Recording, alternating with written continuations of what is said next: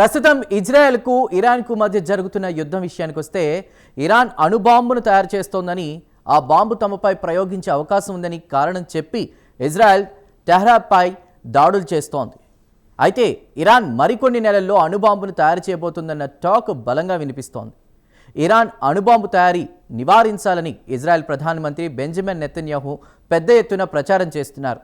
దీనికి ట్రంప్ ఆయనకు అండగా నిలిచారు. వెంటనే అణుబాంబు తయారీని నిలిపివేయాలని నెతన్యాహు డిమాండ్ చేస్తున్నారు.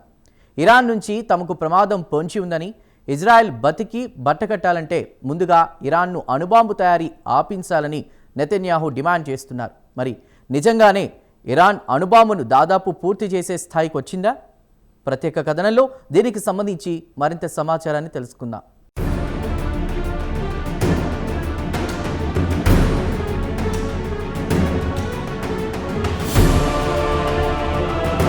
ప్రపంచంలోని ప్రతి దేశం ఏదో కారణంతో తన పొరుగు దేశాలతో యుద్ధానికి తలపడుతున్నాయి.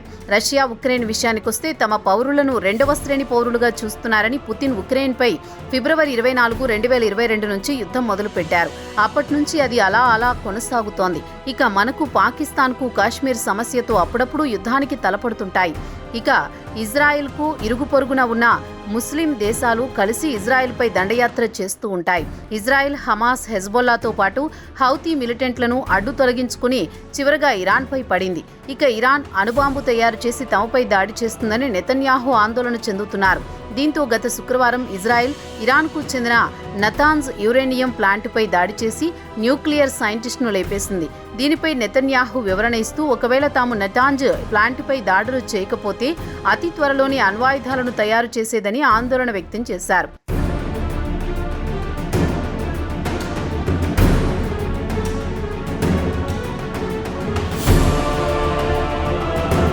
ఇలానే వదిలేస్తే ఇరాన్ కొన్ని నెలల్లో కానీ లేదా ఒక ఏడాదిలో కానీ అణ్వాయుధాలను చేయగలదని వాదిస్తోంది ఇజ్రాయెల్. ఇజ్రాయెల్ దాడిపై ఇరాన్ విదేశాంగ మంత్రి అబ్బాస్ అర్గాచి ఆదివారం నాడు మాట్లాడుతూ, ఇజ్రాయెల్ అన్ని పరిధులను దాటిపోయింది, అంతర్జాతీయ చట్టాలను ఉల్లంఘించి న్యూక్లియర్ సైట్స్పై దాడులు చేసిందన్నారు. దీనికి బదులుగా ఇరాన్ కూడా డ్రోన్లతో పాటు మిసైల్స్తో ఇజ్రాయెల్పై దాడులు చేసింది. ఇరాన్ న్యూక్లియర్ ప్రోగ్రాం శాంతియుత ప్రయోజనాల కోసమే అని ఇరాన్ ఫారిన్ మినిస్టర్ అన్నారు. అయితే ఇజ్రాయెల్ వద్ద కూడా అణ్వాయుధాలున్న విషయాన్ని ఇజ్రాయెల్ ఖరారు చేయడం లేదు, అలా అని ఖండించడం లేదు. ఇక నెతన్యాహు చెప్పేదేమంటే, న్యూక్లియర్ సైంటిస్ట్ను పెట్టుకుని నాటాంజ్ ప్లాంట్లో అణుబాంబులు తయారు చేస్తున్నారని, అందుకే చంపాల్సి వచ్చిందని ఇజ్రాయెల్ తమ చర్యను సమర్థించుకుంటోంది. ఇక ఇజ్రాయెల్ మిలిటరీ వాదన విషయానికే వస్తే, తమకు అందిన ఖచ్చితమైన ఇంటెలిజెన్స్ సమాచారం ప్రకారమే తాము దాడులు చేయాల్సి వచ్చిందని నెతన్యాహు ఇజ్రాయెల్ స్టాండ్ను సమర్థించుకుంటున్నారు.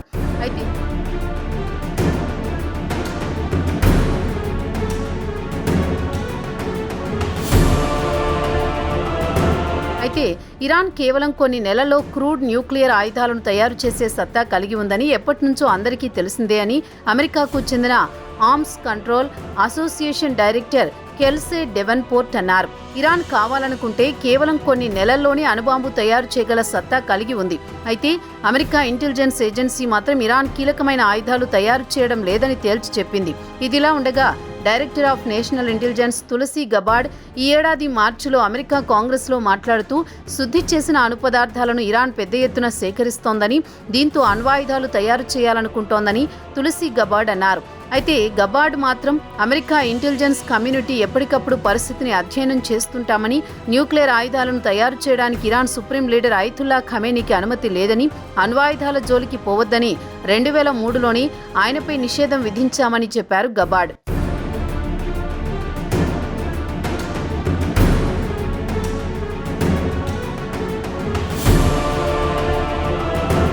ఇదిలా ఉండగా director general international atomic energy agency IAEA మాట్లాడుతూ, మే నెలలోపు అందిన రిపోర్టు ప్రకారం ఇరాన్ వద్ద 60% ప్యూరిటీ గల యురేనియం ఉందని, 90% ప్యూరిటీ గల యురేనియం ఉంటేనే 9 అణుబాంబులను తయారు చేయవచ్చు, అప్పుడు నిజంగా ఆందోళన చెందాల్సిన అవసరం ఉంటుందని IAEA చీఫ్ అన్నారు. అయితే ఇరాన్ విషయానికే వస్తే 1980 నుంచి 2003 వరకు ఇరాన్ న్యూక్లియర్ పేలుడు పదార్థాలను తయారు చేసిందని IAEA వెల్లడించింది. దీనిపై దశాబ్దాల పాటు నుంచి IAEA విచారణ కొనసాగుతోంది. అయితే 2009 వరకు ఇరాన్ కొన్ని అణ్వాయుధాలకు సంబంధించిన కార్యక్రమాలు చేపట్టింది. దీంతో పాశ్చాత్య దేశాలు అభ్యంతరం వ్యక్తం చేశాయి. కాగా ఇరాన్ టెహ్రాన్ శివార్లలో ఫోర్డో అండర్ గ్రౌండ్లో అణ్వాయుధాలను తయారు చేస్తోందని పాశ్చాత్య దేశాలు అభ్యంతరం వ్యక్తం చేశాయి, కానీ దానికి సరైన సాక్ష్యాలు చూపించలేకపోయాయి.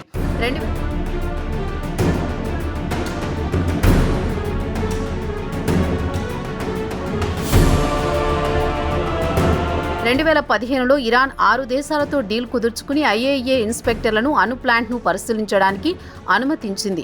దీంతో అప్పటి వరకు ఇరాన్పై ఉన్న ఆంక్షలను సడలించారు.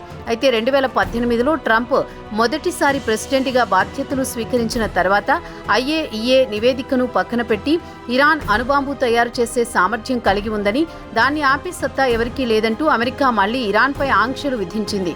ఇదిలా ఉండగా ఇరాన్ టెహ్రాన్ శివార్లలో ఉన్న ఫోర్డో ఫెసిలిటీలో 60% శుద్ధి చేసే యురేనియం ఉత్పత్తి చేయగలుగుతోంది. అయితే ఇజ్రాయెల్ ఇరాన్పై గత శుక్రవారం నాడు దాడి చేయడానికి ఒకరోజు ముందు IAEAకు సంబంధించిన 35 దేశాల బోర్డ్ ఆఫ్ గవర్నర్ అధికారికంగానే ఇరాన్ 20 ఏళ్లలో మొట్టమొదటి అణ్వస్త్ర వ్యాప్తి నిరోధక బాధ్యతలను ఉల్లంఘించిందని ఆరోపించింది.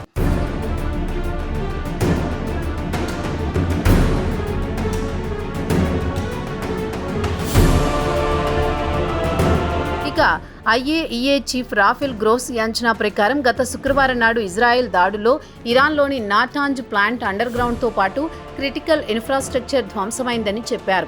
కానీ దానికి తగ్గ సాక్ష్యాలు మాత్రం చూపించలేకపోయారు. ఈ ప్లాంట్లో 60% గ్రేడ్ యురేనియం ఉత్పత్తి చేసేవారు. అలాగే ఎలక్ట్రిక్ ఇన్ఫ్రాస్ట్రక్చర్ కూడా ధ్వంసమైంది. అండర్ గ్రౌండ్ చెక్కు చెదరలేదని తెలిపారు. అయితే నాటాంజ్ ప్లాంట్ వద్ద రేడియోలాజికల్ రసాయన కాలుష్యం ఉందని, రేడియేషన్స్ ను సమర్థవంతంగా తగ్గించుకోవచ్చునని ఆయన అన్నారు. ఇష్పాన్ యురేనియం ప్లాంట్పై ఇజ్రాయెల్ మిలిటరీ దాడి చేసినా అండర్ గ్రౌండ్ మాత్రం చెక్కు చెదరలేదని రాఫెల్ గ్రోసీ అన్నారు. అయితే ఫోర్డో ప్లాంట్పై దాడులు చేయడానికి ఇజ్రాయెల్తో పాటు అమెరికా కాచు కూర్చుంది. ఫోర్డో ప్లాంట్పై దాడి చేసినా అనుకున్న ఫలితం సాధించలేరన్నారు గ్రోసీ.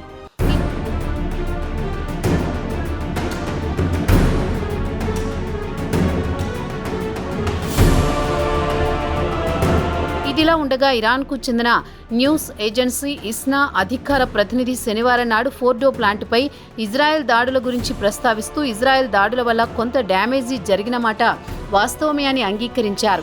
అయితే ఇజ్రాయెల్ మాత్రం ఫోర్డో ప్లాంట్పై దాడి చేసినట్టు కానీ చేయనట్లు కానీ చెప్పడం లేదు.